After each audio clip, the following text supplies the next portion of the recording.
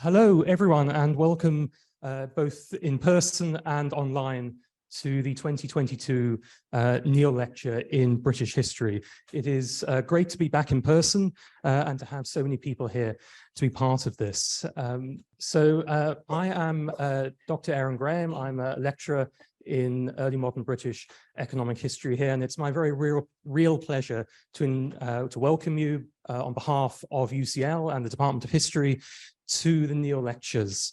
The Neale Lecture in British History is, I think, the flagship lecture of the Department of History here at UCL. It's been running for over 50 years, even in the middle of the pandemic, and it really embodies the aims of the department to combine rigorous and meaningful historical inquiry with dissemination and the wider engagement of that research. It was named in honor of Sir John Neale, a formidable historian of Elizabethan England and a formidable presence in the department here in the 1920s to the 1950s, and it's been given by a wide range of leading figures. And recently, thanks to a very generous donation, the long-term future of the lecture is secure, and the department would like to extend our thanks to the donors for that.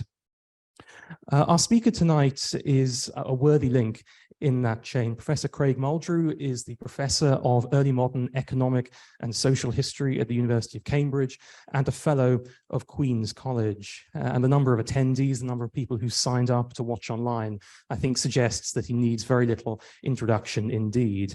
It's safe to say, I think, that he is one of the leading figures in early modern British and wider economic and social history, and has been particularly significant for his role in the last 20 years in reconnecting early modern economic history with social and cultural history after they drifted apart somewhat from the 1970s, due to the rise of quantification. His first major work was The Economy of Obligation, the Culture of Credit and Social Relations in Early Modern England in 1998, which showed how early modern finance, credit, and debt was not impersonal and merely commercial in this period, but tied up with much wider cultures of trust that were shaped by social circumstances. And this was all based on quite frankly, heroic levels of research of legal cases which showed how these forces played themselves out in practice and how they began to shift eventually towards rather more recognizably modern practices as that culture changed. And in an introduction, which was already and perhaps prophetically called Deconstructing Capitalism, he argues that the early modern economy was a system of cultural as well as material exchanges in which the central mediating factor was credit or trust. And this book is a book which certainly I find myself returning to time and time again, particularly for the way he brings together cultural aspects such as reputation, trust, security, with the role of social forces such as the family, friendship, and hierarchy in shaping that trust, and then the consequences for the ability to find cash, to find credit, and what that meant in economic terms. And I'm obviously not the only one who keeps coming back to this book. According to Google Scholar, there are at least 1,500 citations of The Economy of Obligation, which I imagine has made your publishers very happy indeed. Craig's other work has expanded on this to look at social and cultural and not just economic function of cash and wages, the operation of markets more generally, and what this meant in practice for the lives of people living through this monumental change of the early modern period. And this was reflected, I think, in his book of 2011, his second book on food, energy, and the creation of industriousness, work and material culture in agrarian England, 1550 to 1780, which likewise combined the economic with the social and the cultural to see how the availability of food affected not just the capacity of people to work, but also their wider culture of work as well, and how it intersected with the growth of a culture of industriousness as an ideal. And most recently, this has fed through into his work on self-control and self-discipline in the early modern period, on savings, finance, credit, law, and industrial growth. So I think there are very, very few people who are better placed to tackle one of the leading questions facing economic historians and indeed historians more generally than capitalism, what it means today and what it may have meant as it possibly began to emerge in early modern England. So I'm therefore very pleased to welcome, and I'd like you to join me in welcoming for the 2022 Neale Lecture in British History, Professor Craig Muldrew on Capitalism, a concept too big to fail, the early modern period, and the formation of an idea. Thank you, Aaron, for that wonderful introduction. Saying that. Before I begin, I'll just say there is an actual connection with Neale, which nobody is probably aware of. But when I was first beginning as an historian, an undergraduate, way back in Canada, a long time ago, the person that actually got me interested in history, I'd actually started in English, was a legal historian, W.J. Jones, who was actually one of Neale's students, along with Pat Collins and Adelson. So it's very nice, since he got me interested in history, to now be back to honor him by giving this lecture, and I hope it will be worthy of both people. I'm not sure that it will, but I'll try my best. So as Aaron said, this is sort of a sequel to the Economy of Obligation. This is we had the food and industry book as sort of a scherzo in the middle. I don't know. And now finally getting back to try to answer some of the questions I posed in that book. And the paper I want to offer today is sort of a prelude to that book, which I'm finishing. And it argues that England and Scotland, between roughly 1680 and 1760, became the first national economies in which the use of capital spread widely enough throughout society to change not just economic practice, but culture and society as well. However, it's certainly not intended as a nationalist history of Britain, but because the institutions of capital all evolved and were used throughout Europe and in other parts of the globe, and first indeed became socially embedded in the northern Italian Renaissance cities, most notably Florence. But it sort of fizzled out a bit there. It's in England and Scotland, I want to argue, between 1680 and 1750, that the practices, morals, and institutions of capital formation and maintenance spread throughout a national and then imperial economic system. And capital in the study, what I take it to be, and I'm going to stress that today, is what Adam Smith called circulating capital, as opposed to fixed capital. So it's not land or buildings. It is abstract, but exists through time in a written form. It is supported by an institutional structure involving the production of paper instruments of credit, which kept most of their value over time, such as bonds, bills, and mortgages. And I wish to argue capital is the thing which developed to exist in the form of notes and shares, as well as money in an account book. What I've defined before, which Aaron kindly described as a culture of credit, which involved a lot of trust, was changed into something new and more protean, a culture of capital, but which still involved a lot of trust, but in a different form. There are many reasons why this happened, which is the subject of the book. But since there's an argument for using the term capital in a very specific form, what I want to do here in this lecture is not give a summary of the book, but actually go over some of the vast, and I mean vast, historiography of the use of the term capitalism for the early modern period specifically, and to show why I think its use is problematic for this period. This, as we shall see, was something which Fernand Braudel also struggled with.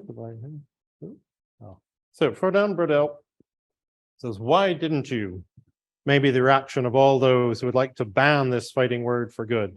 Ambiguous, hardly scientific, and usually indiscriminately applied. Personally, after a long struggle, I gave up trying to get rid of this troublesome intruder. So what I'm going to try to argue here is it an intruder? Do we actually need to get rid of it? Unlike Braudel, who kept using it. So before I begin that, what is capitalism? 25 years ago, it was easier to define it by simply pointing out what it was not. It was not a planned communist economy aimed at equality of access to and distribution of goods and services. When it is defined now, it is often done by reference to free market activity, which is claimed to be the best way of increasing economic growth and collective wealth.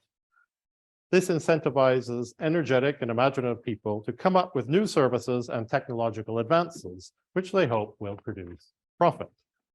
Through competition, the best innovations prove more popular and earn more money. and the less successful either fail outright or get merged into companies offering the better product. But so-called capitalist societies, which do this and have free markets, still, as we know, contain large sectors funded through taxation and run for the public good, and also contain much unpaid work, especially in the household. They also contain forms of distribution to provide some access to healthcare, food, and shelter, and a great range of other activities are regulated to provide security and safety, from food standards, medical, drugs, to deposit insurance. It has become popular to privatize the enforcement of such matters, with not much success, I would think, but anyway, that's not my subject. But it's still considered necessary that the rules themselves are set by some level of government and not by competing private institutions. So given that capitalism is so polyvalent, we need to begin any attempt to pin it down by examining how it came to mean so many things before attempting to justify looking for it in one specific period, the early modern. So in the following slides, as I've listed some of the major factors which have in various ways been used to characterize our understanding of capitalism. This is not meant to be comprehensive and certainly does not attempt to create a coherent structure. But it does encapsulate some of the ideas which will come up in the following discussion of how historians have written about the rise of capitalism. So this first table, just some basic structural features: freedom to sell goods and service on the market, value determined by some sort of monetary measurement, determined by supply and demand, legal rules to protect credit or investment and future outcomes. Money has a market price, which is an interest rate. Value of money can be maintained as capital over time. Capital needs to be treated as a form of property protected by law in the same way as material goods. And we have some ideological defenses of capitalism first. Probably all aware of these. They're in the news and certain party platforms all the time. Freedom to fulfill individual gratification as it relates to material goods, within a legal framework, of course, to prevent some harmful behavior. Material prosperity is the basic creator of happiness. Property rights guarantee freedom. Equality of access to competition is just. Quality of distribution is not good, as it reduces competition. Competition creates efficiency, produces goods and services at a lower cost. It results in a just allocation of property to those who are successful and talented. Individual consumption and property rights are more important than collective identity. And on the other hand, of course, we have equally powerful ideological criticisms of capitalism. Creates inequality through market competition, erodes customary social cooperation, leads to the reification of profit and money above all other social values, allows a new form of exploitation of labor through wage competition, enables coerced labor to become a commodity, and prone to instability through the inevitable overcreation of credit and its sudden contraction, even when it's done by governments, as we've seen recently. So an awful lot is packed into this one concept, which is why I called the title, Is It Too Big? But what I want to do now is turn to history and look at the origin of the term capitalism. And the word capital itself comes from the Latin word for head, caput. It was first used to refer to any stock or merchandise or money in 12th century Italy. By the 13th century, it had come to be more specifically defined in Italian accounting manuals as an equivalent term for stock or money in an account. It continued to be used in this very pragmatic way till the advent of political economy in the 18th century. Undoubtedly, the most influential and important work, which more than any other made the concept of capital central to thinking about the economy, was Anne Robert Jacques Turgot in his Réflexions sur la formation et la distribution des richesses of 1766. It's a relatively brief book, but he uses the term capital 71 times, describing how savings become investment capital. Adam Smith, I'm pretty sure influenced by Turgot, made capital central to his description of the economy and the wealth of nations. More importantly than the division of labor, even, I would argue. Capital, Smith argued, was primarily created through savings, which could then be used as investment capital in a new enterprise. And an increase in capital would then also increase, as we see here, the real value of industry, the number of productive hands, and consequently the exchangeable value of the annual produce of the land and labor of the country, the real wealth and revenue of its inhabitants. Marx, who was a careful reader of The Wealth of Nations, and in many ways sympathetic, took Smith's political economy as a fundamental starting point for his critique of the bourgeois foundations of surplus value. Marx, of course, spent a good part of his life trying to demonstrate how capital was formed and how it created new economically based social relations of class. In Marx and most of the subsequent 19th century debate, there were capitalists who owned the means of production and existed as a class opposed to labor, but society was not defined as capitalist. However, the role of capital was absolutely central. In the Communist Manifesto points to the central role of the bourgeoisie in the historical change which brought about the creation of capital as a form of abstract value. They tore up motley feudal ties and replaced them with self-interest and cash payments for workers. The section on historical change in the Communist Manifesto ends with the claim that the very existence of the bourgeoisie was due to the formation and augmentation of capital, the creation of which was taken from wage labor. Capital gave those who controlled the means of exchange much power. And in this sense, I think we need to take the title of Marx's greatest work very seriously indeed. Much of Capital can be read as a massive attempt to understand this transformation of individually produced value through the exchange of private property into the value represented by bank money. As Marx and Engels put it in the Communist Manifesto, this created a situation whereby, quote, social activity by means of which the products of man mutually complement each other is estranged and becomes the property of a material thing external to man. This was the means of dissolving personal wealth into exchange value and drowning the heavenly ecstasies of religious fervor, of chivalrous enthusiasm, of Philistine sentimentalism in the icy water of egotistical calculation.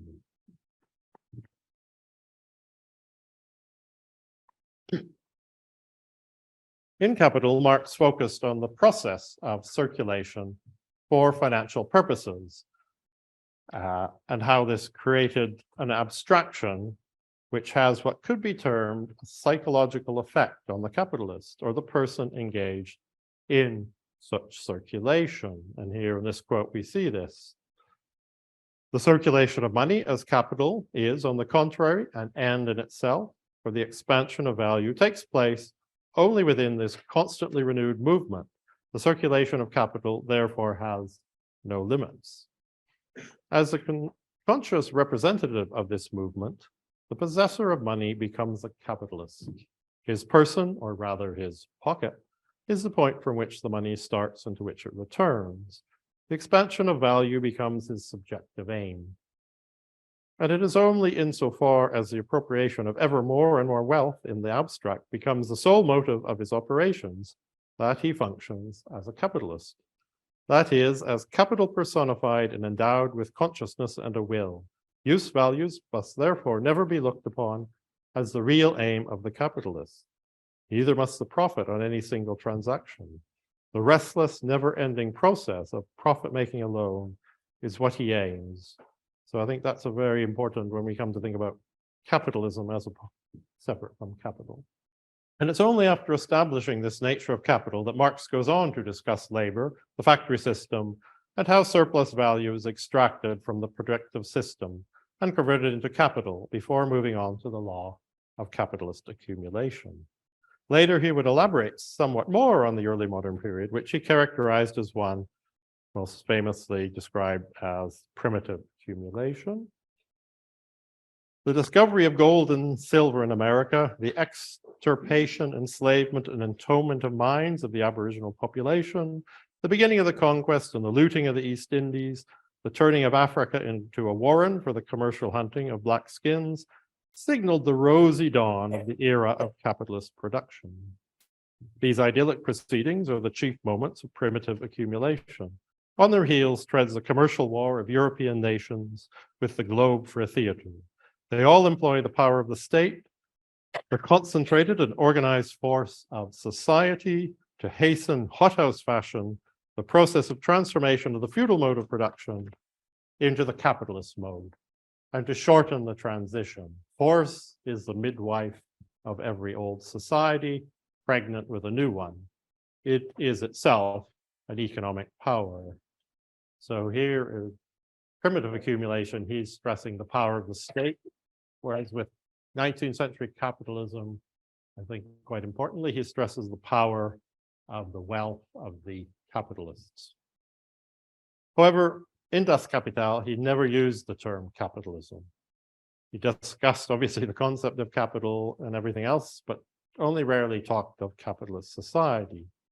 This had to wait for Werner Sombart, a practitioner of the German historical school of philosophy and economics, who first used the word to refer to an entire social system which developed historically in his still untranslated Der moderne Kapitalismus, published a first volume in 1902 and then subsequent volumes all the way up to 1927, I believe. He was a socialist and definitely very influenced by Marx. After Sombart, however, capitalism was ironically adopted by the second wave Austrian school of economists, including Ludwig von Mises and Friedrich Hayek, to be used against socialism. So they took Sombart's idea of capitalist society, capitalist culture, and which he was very critical of, and instead turned it into a totally positive system. And two elements of the Austrian school were paramount: a belief in individual rational decision-making as the basis for efficient economic organization, and a quantity approach to the theory of money and inflation. Von Mises went to great lengths to show what he termed capitalism was the only form of economy in which strict application of the principle of personal responsibility of every individual citizen is possible. He was in this influenced by Benthamite individualism, and some historians have gone so far as to see profit-making as promoting individualism in the early modern period. But as Erin explained in my first book, The Economy of Obligation, I argued instead that because the early modern market developed on so heavily relied on credit relations, interpersonal credit, and most of these were quite informal, trust was always more important than individualism. And I'll return to that a bit at the end of the lecture. But in terms of when capitalism as a term really became popular, if you look at Google Ngram, it's rising a bit after the Austrian school, but it's really the Cold War and the American-led fight against communism that capitalism entered popular discourse as being promoted as an alternative to communism. But partially because of this, I guess, it's also the period when historians began to investigate how and when capitalism came into being during the early modern period, and have gone far beyond what Marx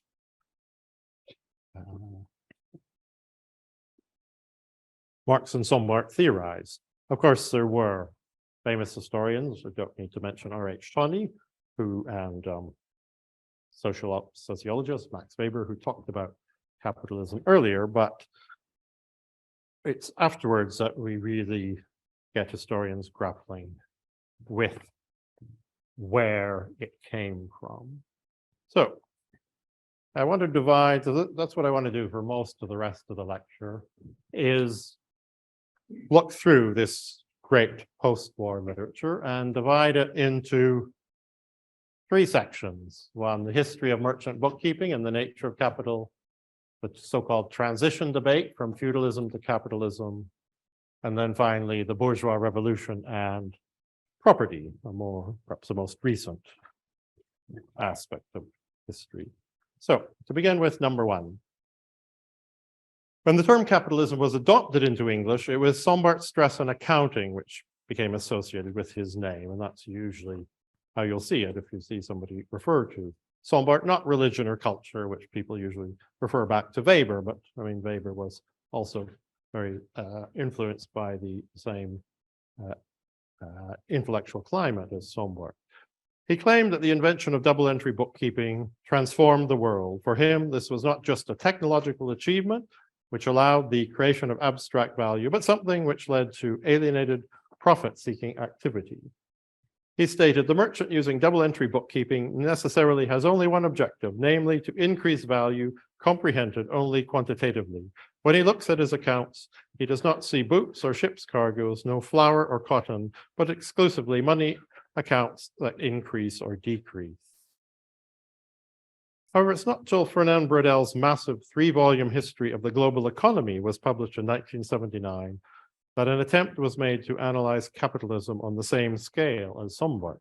He called it Civilization and Capitalism from the 15th to the 18th century, where he made an argument for a roughly tripartite division of world economic history into material life, or what he called production at home, of basic foods and necessities, the market economy, or what he termed production away from home, of more complex manufactured produce, and finally capitalism, which was the economy of international merchants trading in luxuries from Asia and then colonial products from the Americas. The first volume on material life was actually published 12 years earlier than the final two in 1967. And as he worked through the literature on trade, he came to realize and became convinced that a history of capitalism had to be a global history. Couldn't be a European history, because it was merchants who developed capital, and from it the social attributes of capitalism at the top.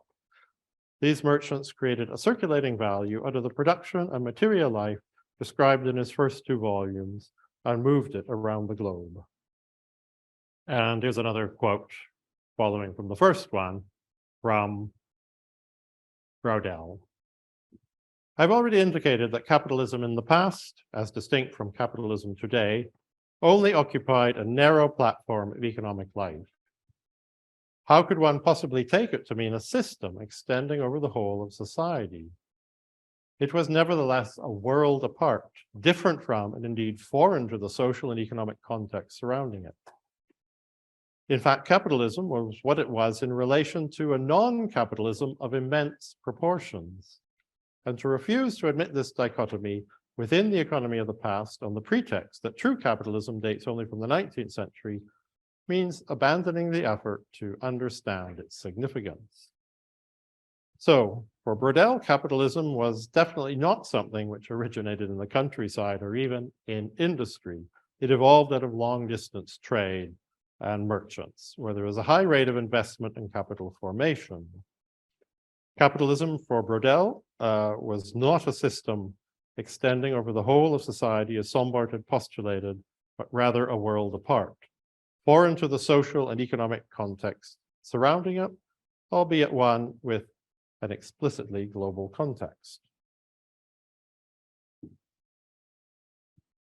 This emphasis on the global nature of capitalism is currently one which is receiving much renewed attention.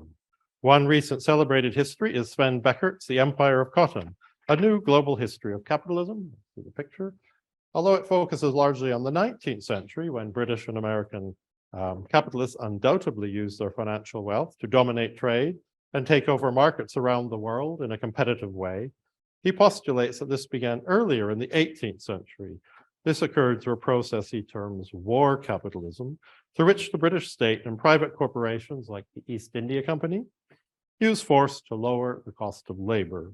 But nowhere is capitalism defined, and little evidence is actually used to analytically demonstrate how the concept of war capitalism might have worked in practice.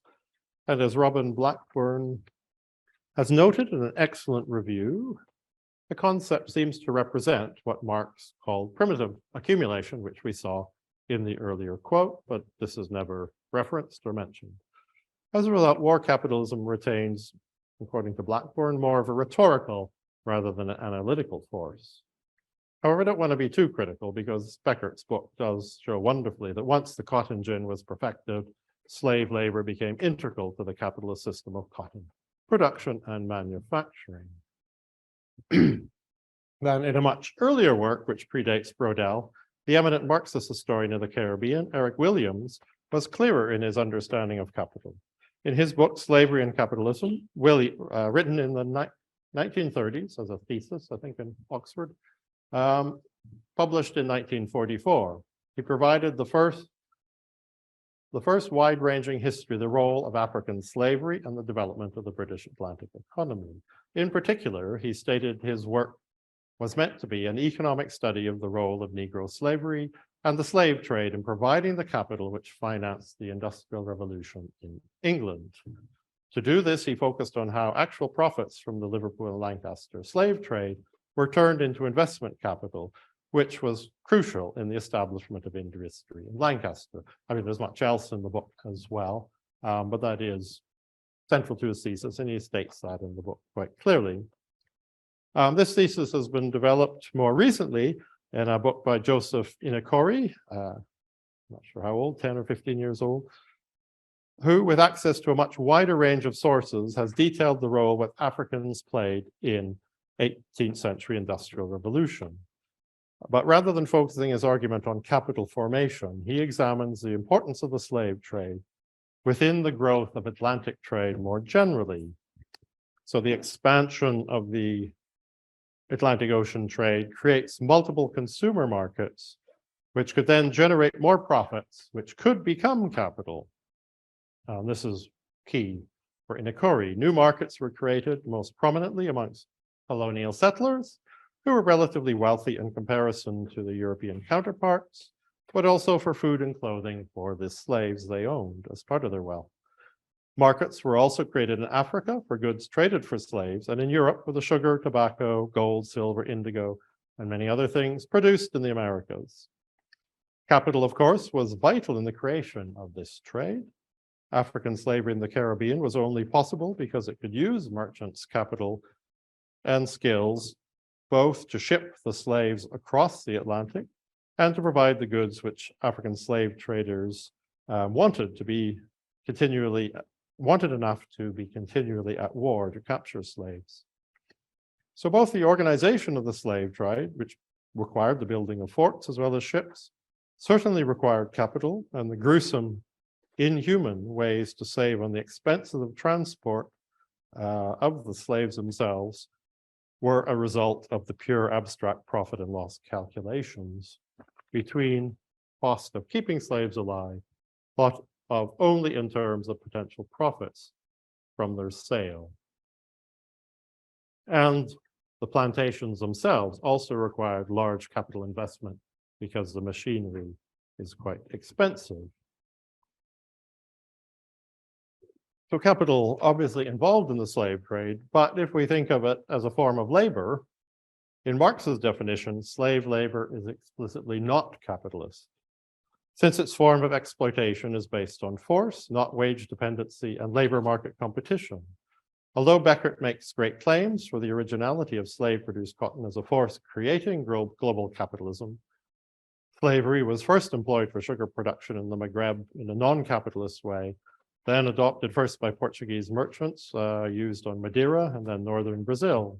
The process was only then copied by the British about 100 years later, when the supply of indentured servants from Britain declined and rose in cost. In this sense, slaves became part of a commodity rather than a labor market. To move away from the Atlantic in the other direction towards the east, another example how the power of merchant capital contributed to a massive increase in coerced labor is outlined by Brodel. In his second volume of the trilogy, he describes how the urban growth of the lowlands, first to support cloth production and then the trade of the Dutch Republic, was supported by grain imports from the Baltic. The small size of the United Provinces meant they could not grow enough grain to support their urban populations, and as a result, sought out supply from North Sea markets. This was facilitated by the Hanse and Dutch merchants through Danzig. But the local seigneurs took advantage of this system, that is in the East, to maximize their profits by keeping the institution of serfdom and forcing peasants to produce grain through labor service that the landlords could then sell on the international markets to the Netherlands to facilitate their own luxury consumption. At the same time, this suppressed internal market-based consumption in much of the Eastern European countryside for a large part of the population by denying peasants much profit. Brodel goes so far as to call Eastern Europe a type of colony. This was a system in which capital was used to supply food to an economy in the lowlands. The latter was market-oriented, had wage labor, and developed many new forms of capital in towns. But in order to do this, freedom was suppressed elsewhere to gain control of a greater proportion of the limited capacity of labor-intensive, pre-mechanized production of food. And although I don't have any time to go into it here, this idea was further developed by Emmanuel Wallerstein in his world systems theory, where the Netherlands and England are core, Eastern European is periphery, which then expands to the globe, and you have Europe as the core and the rest of the world as periphery. A lot of debate about that, which is why I don't have time to go into it. But I think the discussion of both slavery and Eastern Europe raises the important point that unless population growth is sufficient to produce more workers than needed, it is very difficult to exploit them in a capitalist way, since demand for scarce labor should raise its remuneration. As a result, labor needs to be sought out using force as a means of violent coercion. In terms of slavery, such force is obvious, but gender historians have also pointed out that legal inequality in the household, combined with legal violence, is coercive. In this way, it was used and continues to be used to keep down the price of housework and childcare. Much household work was also done by servants hired by families able to afford them. Service was mostly paid with bed and board, while remuneration was not very market-oriented in the early modern period. Such cultural coercion cannot be said to have been caused by the advent of capital. But when mothers and children entered the labor market, or today when cleaners or childcare workers are hired, it can certainly be argued that it lowers the effective rate of remuneration on the labor market. So this seems to indicate that demography has to be favorable for the labor theory of capitalist exploitation to work as described by Marx. Thus, Beckert is onto something in describing how the power of capital is much more effective than feudal relations in coercing labor over long distances. But I think coercive capitalism is a better term than war capitalism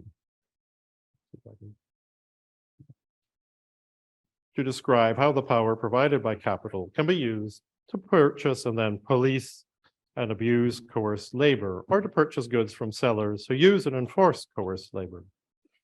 Coerced labor can certainly exist within a legal regime with protection of the person and property, and it has the advantage of not needing a system of circulating currency, which is a necessary precondition of large wage-scale labor. Thus, different types of capital can produce different social results.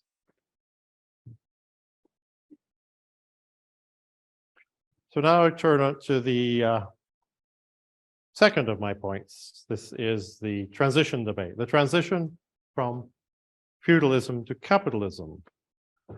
And this is almost a completely separate debate from Brodel and the merchants, because merchants did not engage in any part of the means of production of agricultural goods.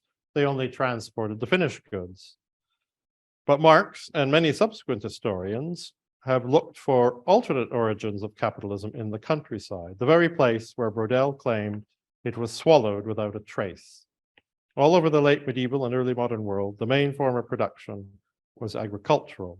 Agricultural land was also a form of capital, and in terms of value, it dwarfed all others, but it was fixed and also bound up tightly by laws of inheritance which governed gendered property in marriage. Mortgages were used everywhere in Western Europe to create financial capital out of land. And in England, the rules of coverture played an important part in this process. But apart from Amy Erickson, few historians have discussed coverture or indeed, have discussed coverture or dowries in terms of capitalism. It'll be a central theme of my book that they are in fact very central. Instead, the history of agrarian capitalism has very much focused on labor. Marx spent a fair amount of space examining how and when the feudal mode of agricultural production, based on coercive labor service, feudalism, and organized through political force, became a capitalist mode of production, organized around market-based profit and competition, labor force, discipline from competition. This has been known, as I said, the transition debate. It also very much is an Anglo-centric debate. Focuses on England because it has these very specific legal developments whereby land tenure and practices of inheritance became much freer from customary local obligations than elsewhere in Europe. So I'm going to follow this debate, which is, I apologize, a bit Anglo-centric. There's certainly lots of developments in agriculture all over Europe, but the debate focuses on England. This picture here, in reference to the fact that Marx stressed enclosure as a key development in the creation of large capitalist farms, which hired labor.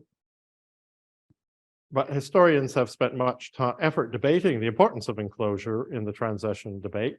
And while it was certainly a factor in improving land productivity, evidence suggests that it was the land market itself which was more influential in allowing successful yeoman farmers to build up larger estates and earn more profit. Primogeniture and the relative freedom to will one's property in inheritance bequests also played a large role in helping this process in England. In an important and much debated intervention, the historian Robert Brenner, in an article entitled Agrarian Class Structure and the Economic Development in Pre-Industrial Europe, published in 1976, argued that England underwent a transformation to a predominantly capitalist form of agriculture, while other areas of Europe did not. He sought to argue against historians who saw commercialization already prevalent and developing along Smithian lines, however, in England as the main cause of proletarianization. He also disagreed with demographic historians who argued that a general rise in population from the 15th century caused agrarian class relations to change. Instead, he argued class relations changed in England due to its different path of legal development, as I suggested earlier.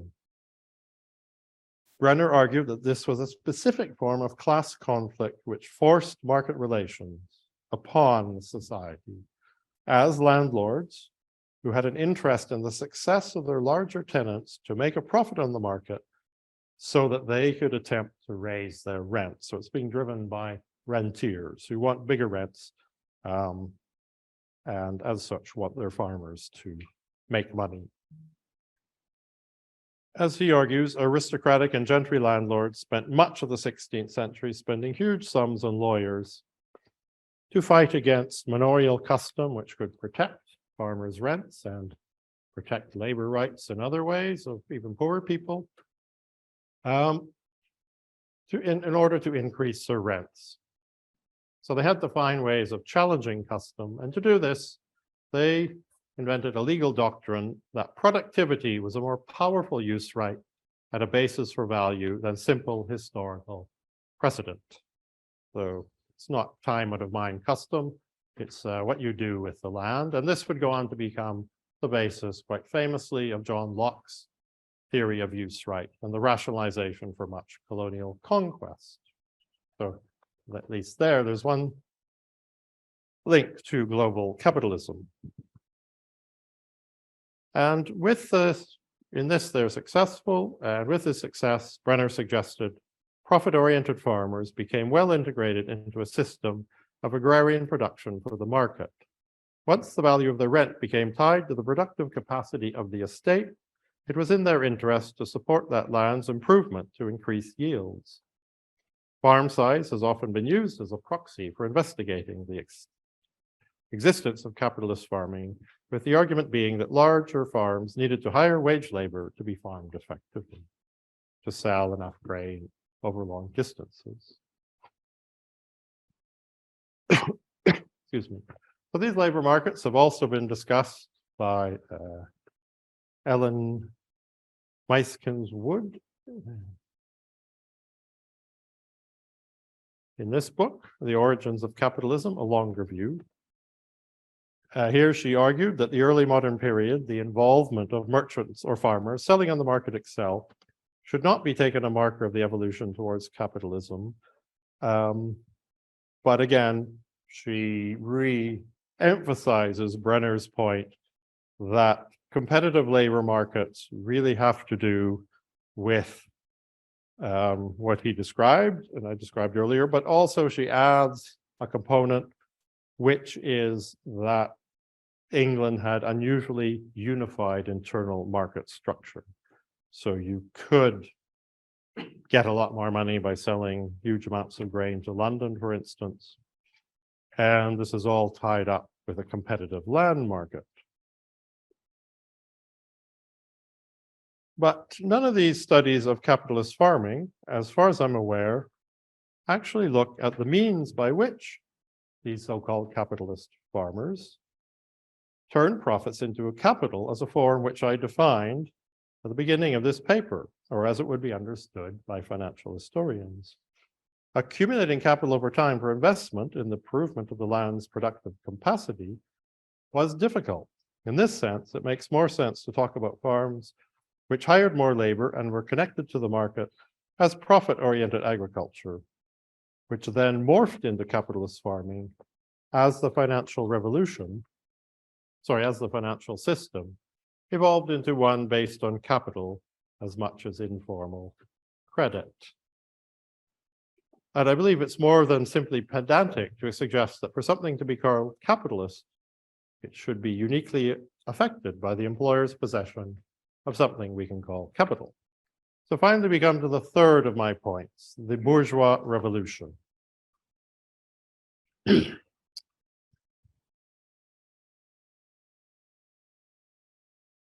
So here we have a quote from the Communist Manifesto. Communist Manifesto, where Marx and Engels argued that the constant revolutionizing of production, uninterrupted disturbance of all social conditions, everlasting uncertainty and agitation distinguish the bourgeois epoch from all earlier ones. In a famous passage, they claim the bourgeoisie historically has played a most revolutionary part. It's been the first to show what man's activity can bring about. It has accomplished wonders far surpassing Egyptian pyramids, Roman aqueducts, and Gothic cathedrals.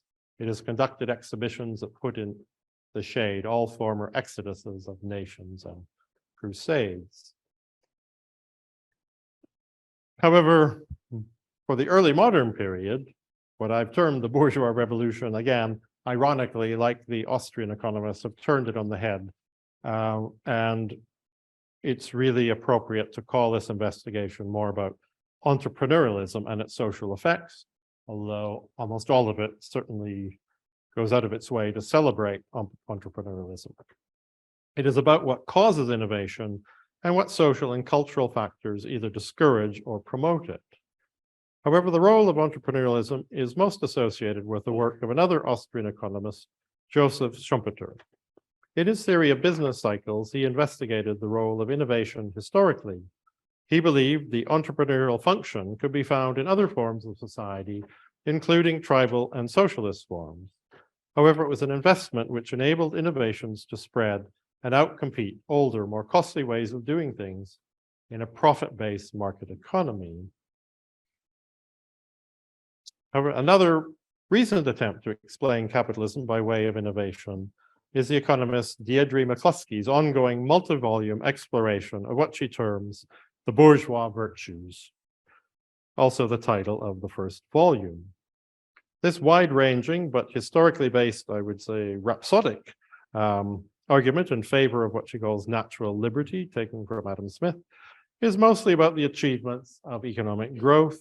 Historically, it investigates how this started after many millennia of relative stasis and why it happened in Northwestern Europe but at the same time being a very strong political argument for non-governmental initiatives in today's world. McCluskey's purpose is not so much to defend capitalism, although she certainly does this at great length, but to defend her system of liberty. And she hopes to also convince and educate modern readers to practice the virtues she is arguing for and to make natural liberty somewhat more feasible. The title of a more recent book really sums this up. I don't need to repeat that. It's pretty obvious what she means by that. Joel Moyker is another historian who has been influenced by Schumpeter. And he has spent much of his career arguing for the importance of innovation as the prime mover to early modern growth and industrialization, and the role of the Enlightenment plays in communicating such innovation. But sensibly, to my mind, he eschews the use of the term capitalism and instead focuses on a culture of growth or innovation and talks of cultural entrepreneurs rather than capitalists. So now, briefly, to end up, where does this leave us?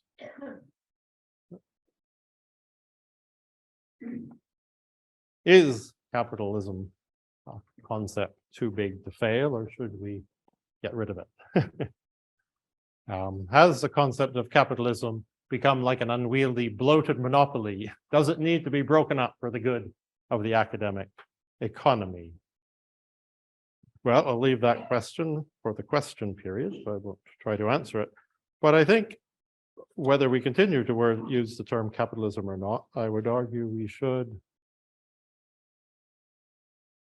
try to achieve more conceptual clarity by, I propose, the following 5 concepts, which could be used primarily to describe certain activities, all of which are quite often just termed capitalism.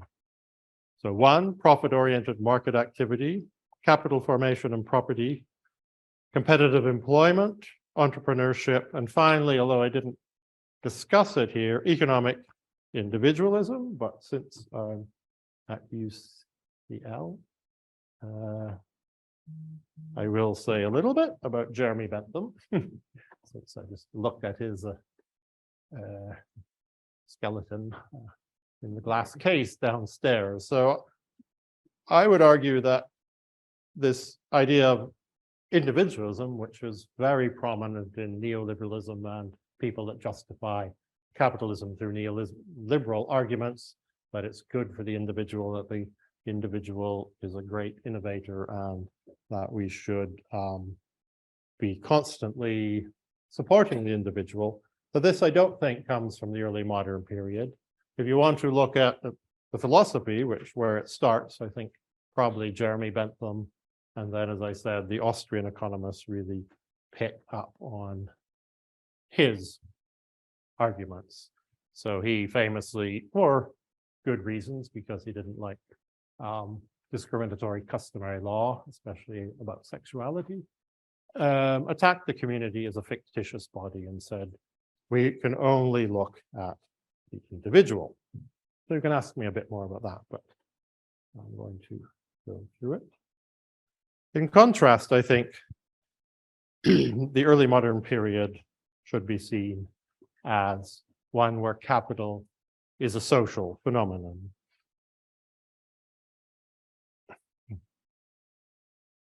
So capital,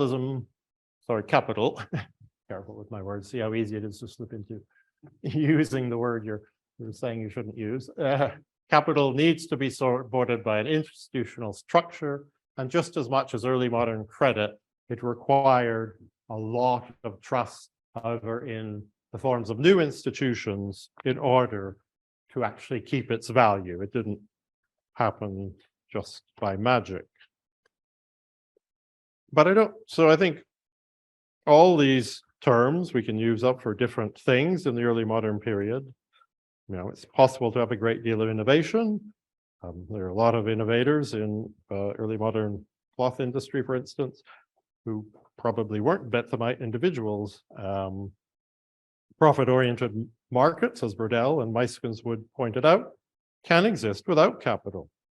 There was also the East African slave trade, transported probably over 2 million slaves to North Africa, which didn't use capital at all. So for this reason, the early modern period, I think it's incorrect to talk about capitalism in a systematic way, unless we can actually see capital being involved. So if one wants to talk about risk-taking, call it by what it is. But we can certainly label early modern merchants investing and profiting by trade capitalists. We can label large-scale profit-oriented farmers who hired wage laborers by the day and kept very careful account books as capitalists. They didn't keep account books. I wouldn't call them capitalists. Early modern banks and joint stock companies. Sorry, getting near the end of the talk, I need some more. These are certainly capitalist institutions, and mortgages, dowries, and jointures are capital, even if they're not circulating capital. They can be used to create and support circulating capital. So given this, is Brodel right about the countryside? Well, here I'll only speak for the area I've investigated, England and Scotland. But I think we can say there were capitalist farmers and clothiers based in small towns who kept accounts, knew what they were worth, invested in improving their business from the late 16th century onwards. However, their numbers are very small.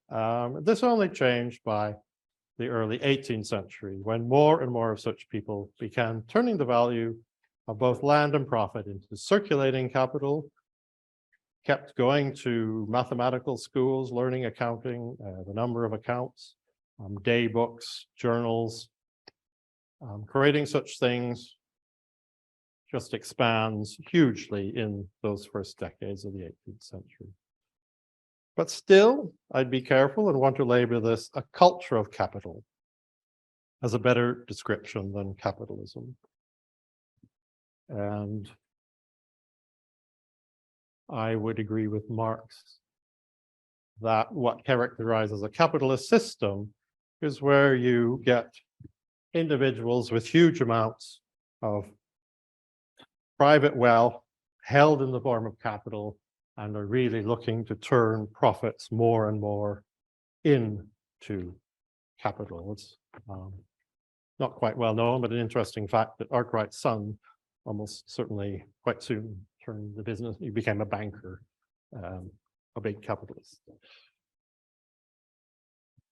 So that's where I want to leave the sort of distinction for discussion, but I won't end there. I'll just finish with one last distinction I want to maintain because it still exists today, and it is in fact now central. That's the tension between security and stability needed to create and maintain capital. We still have to trust these institutions that create it, and the risk needed to maintain innovation, which we can't do without, certainly not today. So it's very ironic, and in our age, possibly tragic, that capitalism almost everywhere is linked to hyper-individualism, when it is actually the most fragile of collective endeavors. Its maintenance exists within a matrix of politics, law, norms of politeness, and group ethics, which all give value to a chimera which strangers have come to accept all over the world, not just the American dollar.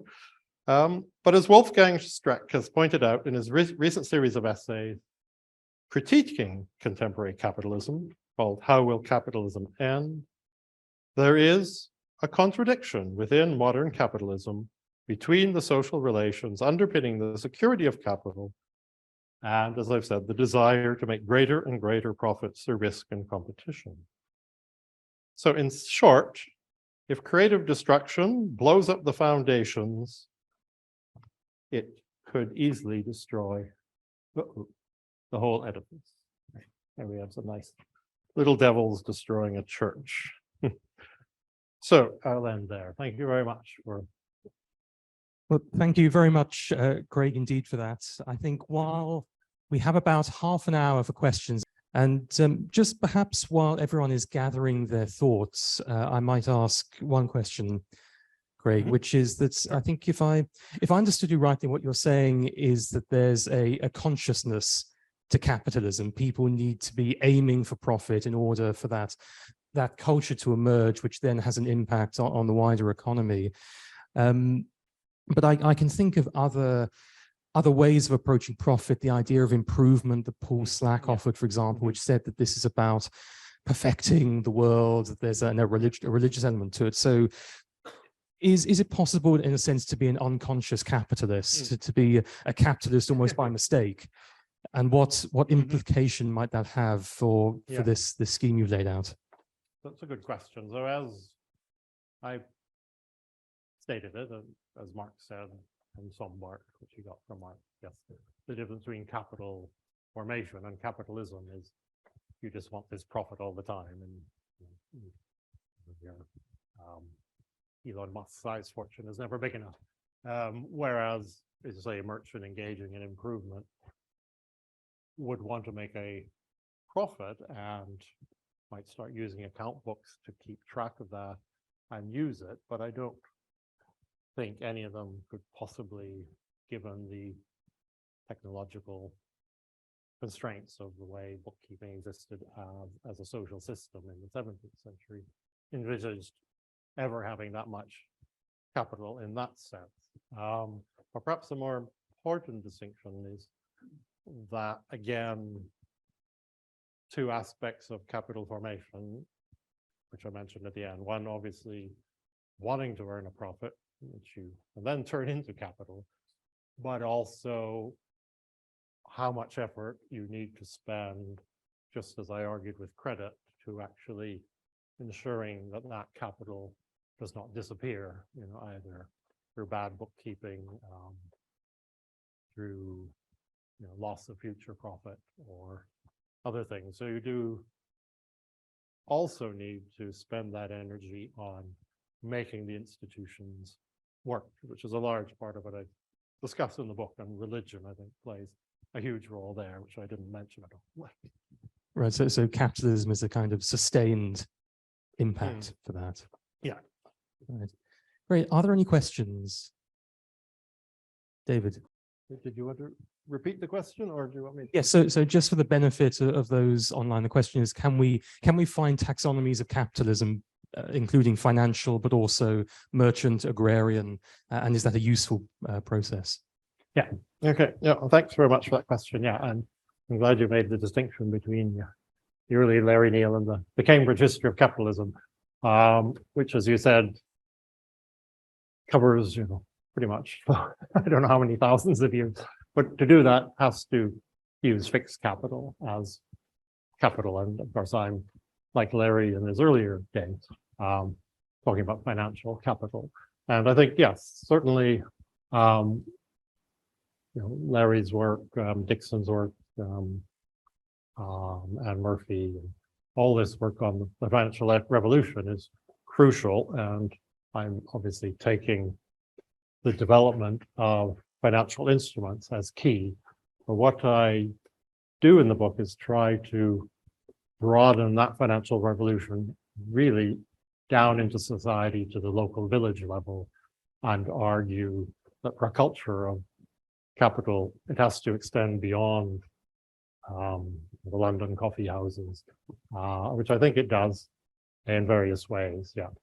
The beginning date, which was 1680, could have gone back to the 1650s, because all the arguments of the Hartley Circle for the creation of money are the start of everything, really. I think Christopher Hill said that a while back. If you want to look at the start of anything, look at the English Revolution, because it was intellectually very revolutionary. Carl Wennerlin's wonderful book has obviously been very influential in that as well. Yeah. Okay. Yeah. I think I did answer everything. Yeah. Yeah. Yeah.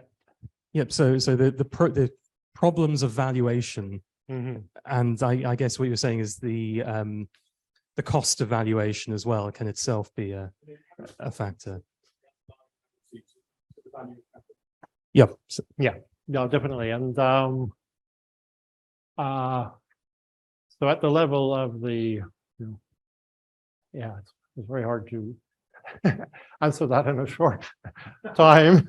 But obviously, at the high level of finance, the Bank of England, the South Sea Company, and all that, which happens in that key period, which Larry Neale talked about, and the stock market. You do get the evolution of rules, but I mentioned the South Sea Company, obviously, it's a work in progress. What I focus on in the book more, which interests me, more of a local historian, is how local instruments of circulating credit, which we call money today, came into use. And they did so in very different ways in different parts of the British Empire. Scotland and the Americas, they use banks to create notes, which they call banknotes. England doesn't. It uses private vouchers and receipts and bills, which work on a very local level. And again, as you say, that's very, very hard to translate.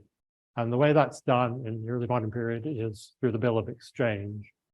So a shopkeeper will take his little notes and then write out a bill of exchange.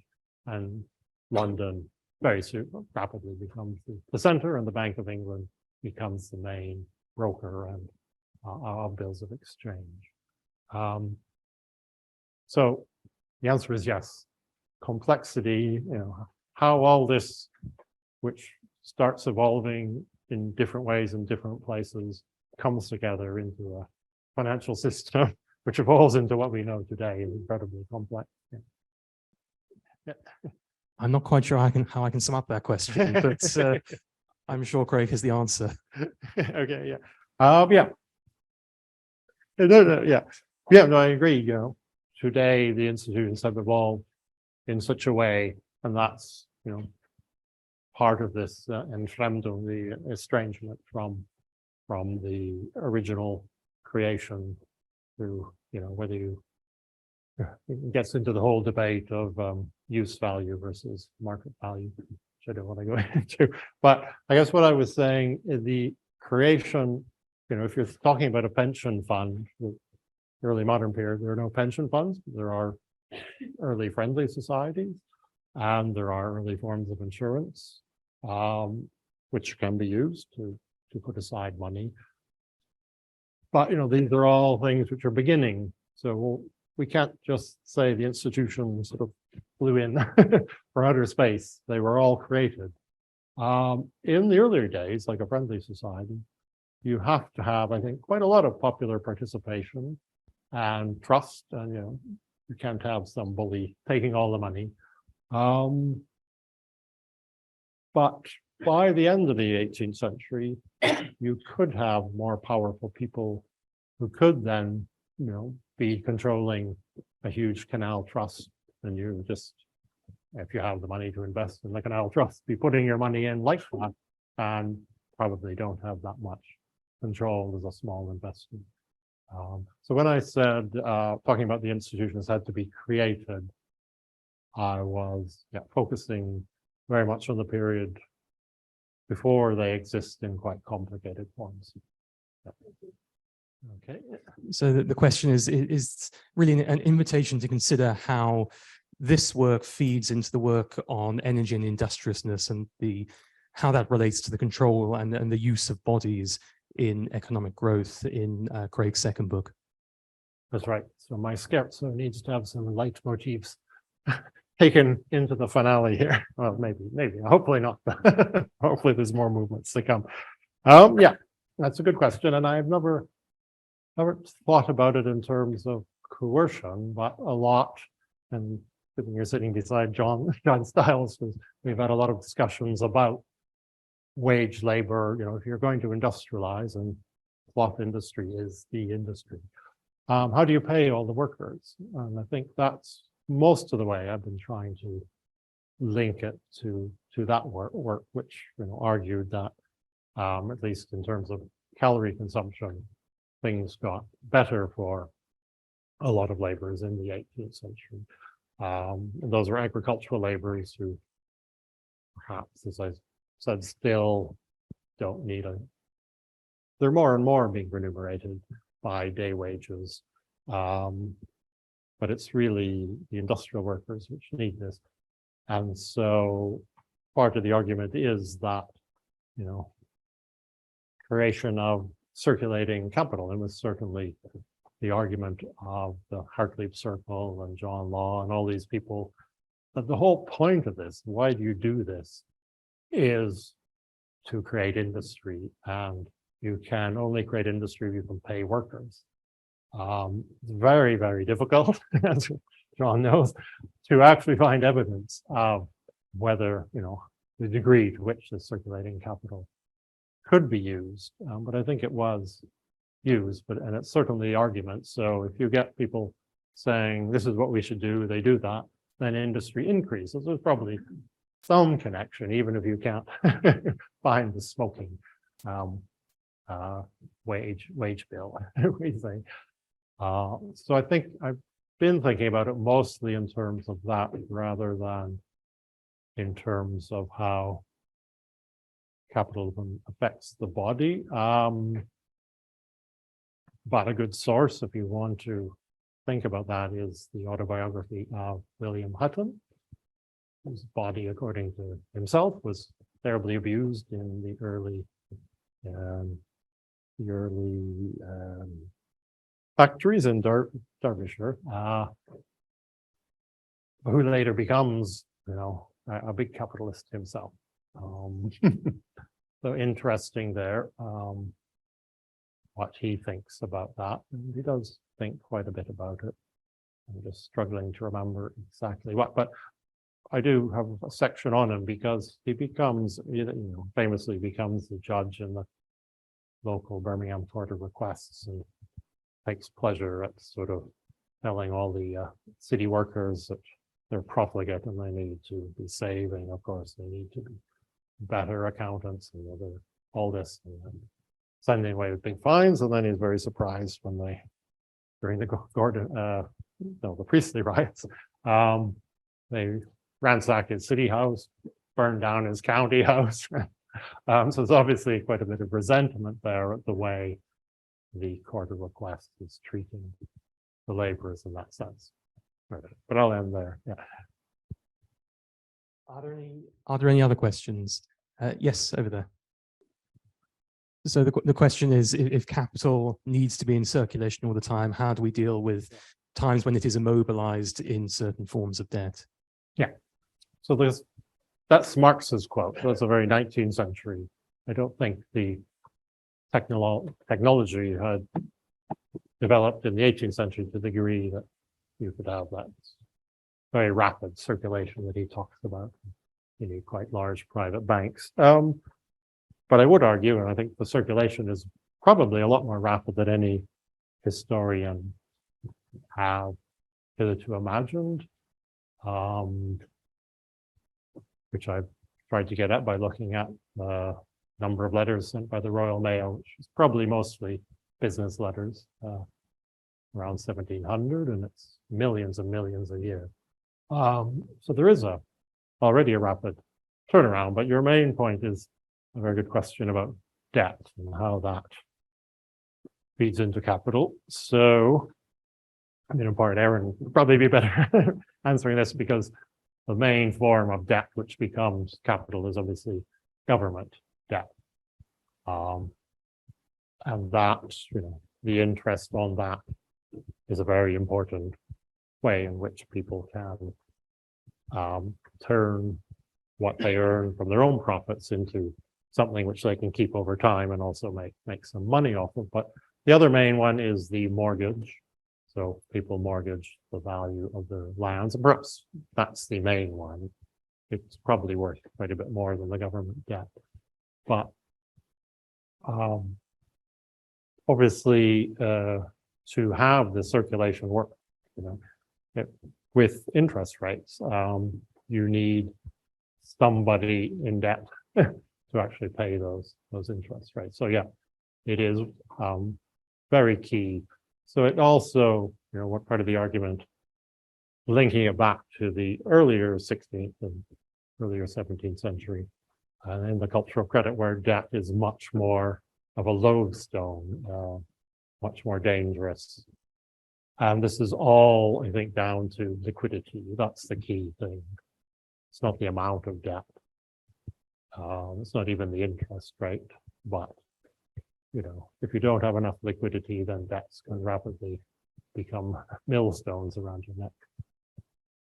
It's probably worth saying as well, just the existence of financial markets that allow debt to be traded. Yeah. And as you point out, the ability to quantify that debt and to Mhm. know what it is you're trading. Yes. No doubt plays a role in that. Yeah. Are there any further questions? Yes, over there. So the question is, what was the role of the joint stock company, especially the way it separates management and ownership in this process? Yeah, it plays an important role, but perhaps, well, how big, I guess, is the is the question, because the joint, if we're talking about joint stock companies with a lot of investment, it's, even though the East India Company was formed in 1600, it's really with the birth of the stock market in the 1690s that you start selling a lot of shares. And I mentioned the South Sea bubble, which is one instance where you get a lot of investment, where the investors are perhaps a bit not quite clued in, or perhaps they are. There's a big debate again, going back to Anne Carlos and Larry Neal, but I don't want to get into that too much. But it's interesting because that is a question which has become very relevant to a lot of students today because of the investigation as to whether educational institutions like this one were involved in the slave trade. And of course, the Royal Africa Company, a joint stock company, did have a lot of investors and is a passive investor guilty? Or are they just thinking, I want the interest rate? But you could say the same thing about anyone eating sugar in England.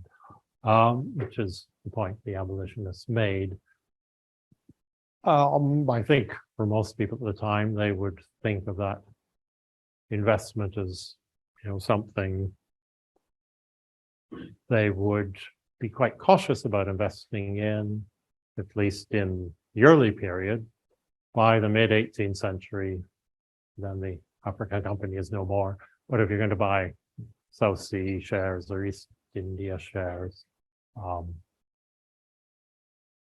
you would assume that by that time they're very stable organizations. And I have to say also, there are new joint stock companies after the so-called Bubble Act.